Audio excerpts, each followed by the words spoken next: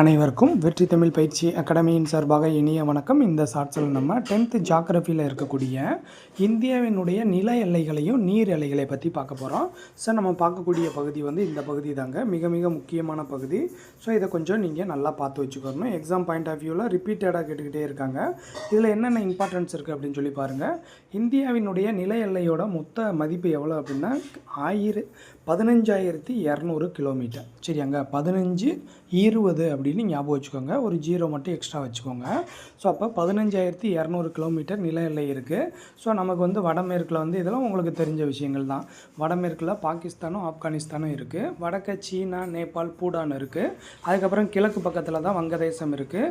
அதுக்கப்புறம் வந்து தூர கிழக்கில் மியான்மர் நாடு இருக்குது. சரியாங்க, ஸோ இதெல்லாம் வந்து நம்மளுடைய நில எல்லைகளாக இருக்கக்கூடிய நம்மளுடைய அண்டை நாடுகள். சரியாங்க, இதில் என்ன கேள்வி கேட்பாங்க அப்படின்னா, அப்போ இந்த அண்டை நாடுகளோட இந்தியா எந்த நாட்டோடு அதிகமான நில எல்லையை வச்சுருக்கு, எந்த நாட்டோடு நில எல்லை மிக குறைவாக இருக்குது அப்படின்னு சொல்லி கேட்பாங்க. அதுதான் நமக்கு வினா.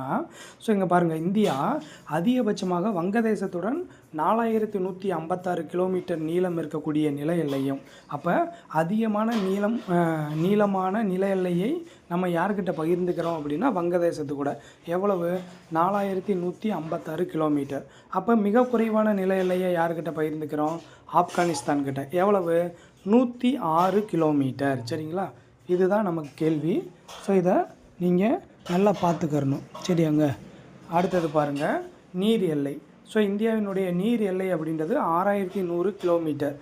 உங்களுக்கு நல்லா தெரியும். தெற்கு பக்கத்தில் இந்திய பெருங்கடல், கிழக்கு பக்கத்தில் வங்காள விரிகுடா, மேற்கு பக்கத்தில் அரபிக்கடல் இருக்குது. சரியாங்க, அதே இது இந்திய கடற்கரையோட மொத்த நீளம் மற்றும் தீவு கூட்டங்களையும் சேர்த்து அப்படின்னு கொடுத்துட்டாங்கன்னா 7,516.6 கிலோமீட்டர். சரிங்களா, மிக முக்கியமானது. தீவு கூட்டங்களையும் சேர்த்துனா நீங்கள் எந்த மதிப்பு தான் சொல்லணும். அடுத்து இந்தியாவையும் இலங்கையையும் பிரிக்கக்கூடிய நீர்ச்சந்தி எது அப்படின்னா பாக் நீர்ச்சந்தி. அப்போ இந்தியாவையும் இலங்கையையும் பாகிஸ்தான் வந்து பிரித்து வைக்குது அப்படின்னு ஞாபகம் வச்சுக்கோங்க.